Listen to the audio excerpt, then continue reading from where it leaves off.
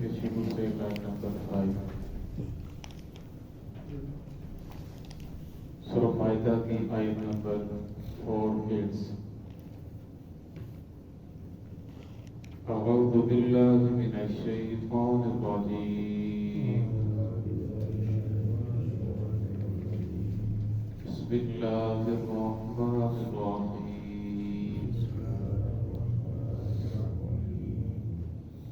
وَأَنِحْكُمْ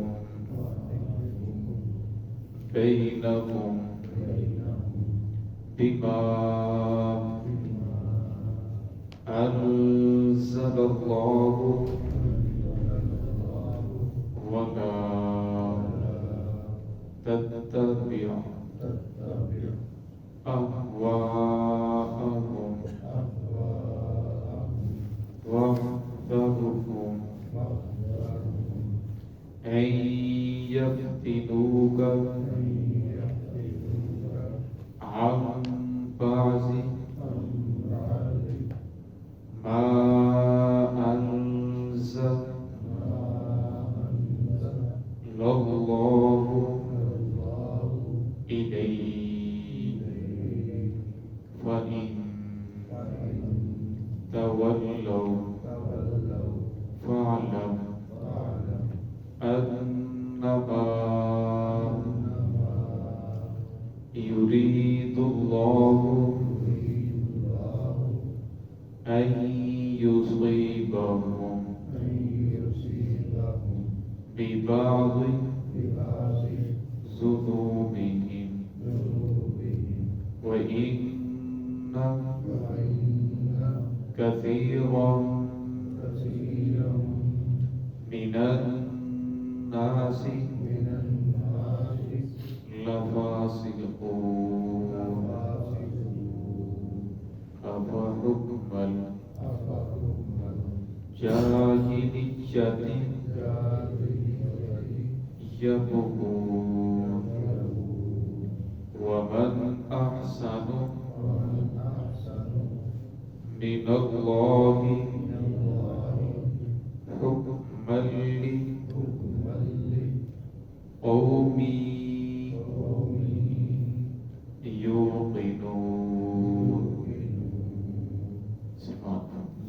بسم الله الرحمن الرحيم وَأَنِحْكُمْ بَيْنَهُمْ بِمَا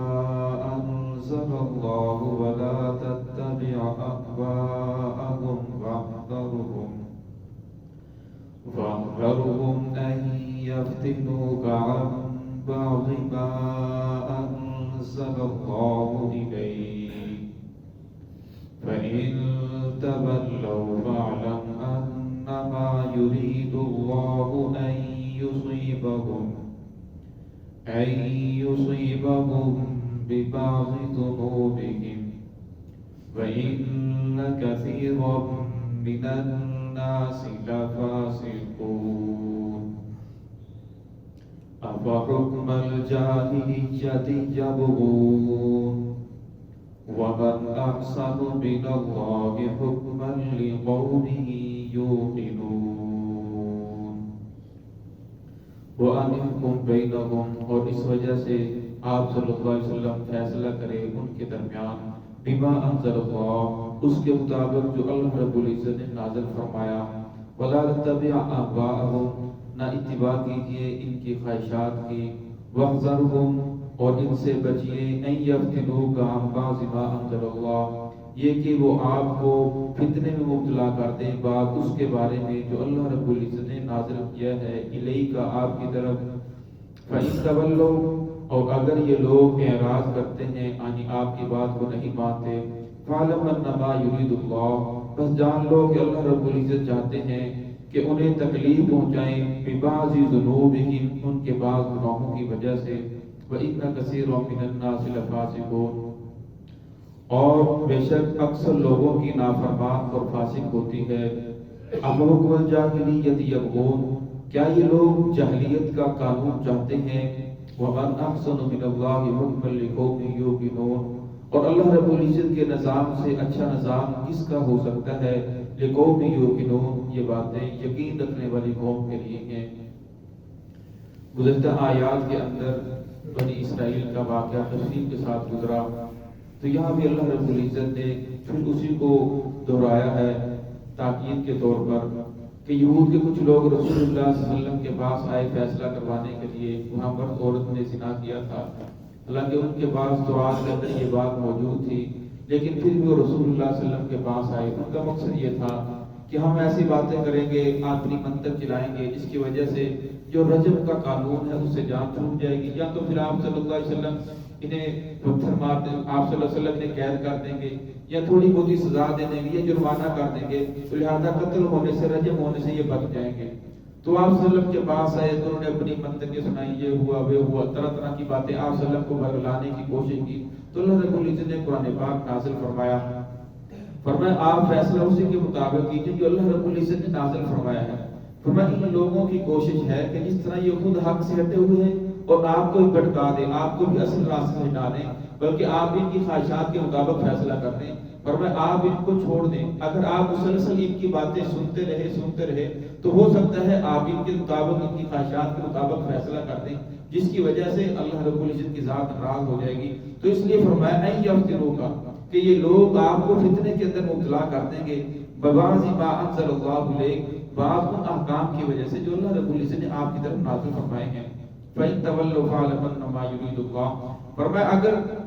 یہ لوگ آپ کی بات سننے کے بعد پھر بھی بات کو نہیں مانتے، جب آپ صلی اللہ علیہ وسلم نے فرمایا کہ تورات کے اندر بھی یہی حکم ہے، قرآن پاک کے اندر بھی یہی حکم ہے، تو لہذا انہیں رجم کیا جائے گا،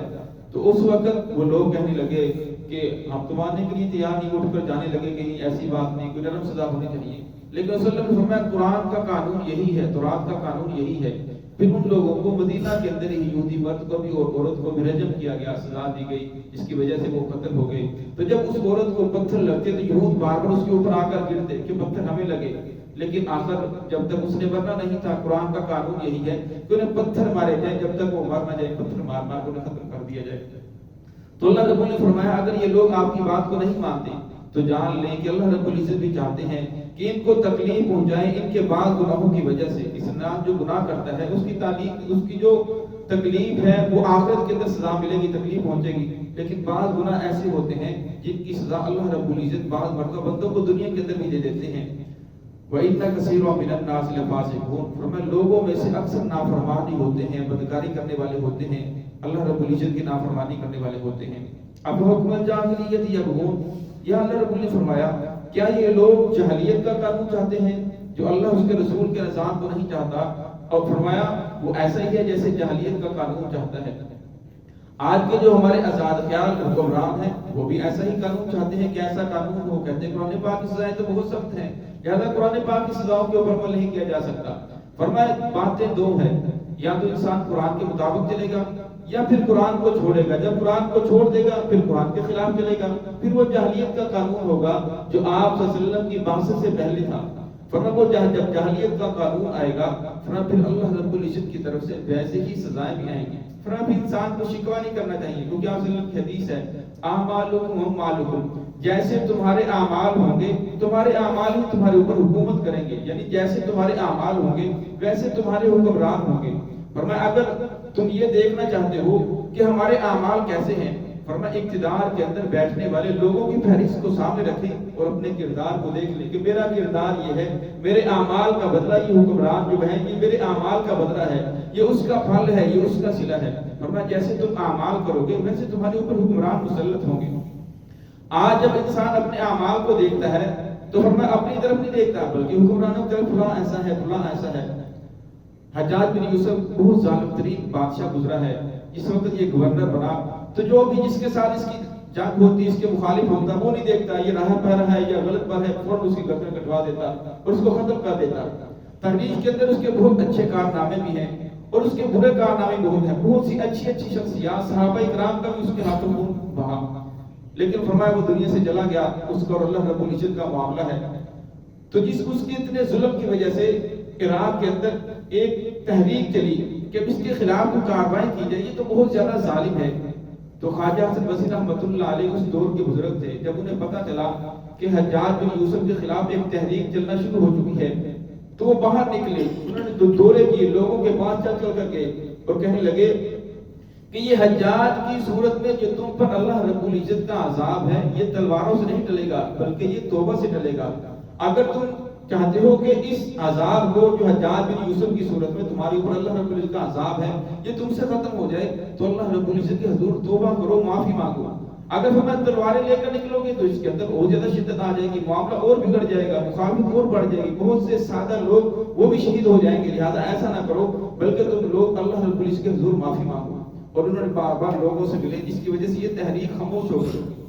تو آج ہم دیکھ لیں آج بھی وہی قانون ہے, آج جیسا نظام چل رہا ہے اسی کے مطابق فرمایا اگر انسان صرف توبہ کر لے,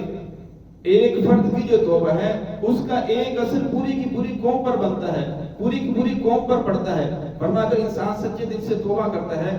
اللہ رب العزت کی ذات اس بات پر قادر ہے کہ ایک انسان کی توبہ کی وجہ سے وہ سب کے لیے مثال بن جائے, سارے کے سارے انسانوں کو معاف کر دیں. اگرچہ ہمارے پاکستان کے اندر, ہمارے ملک کے اندر اسلامی قانون نہیں ہے,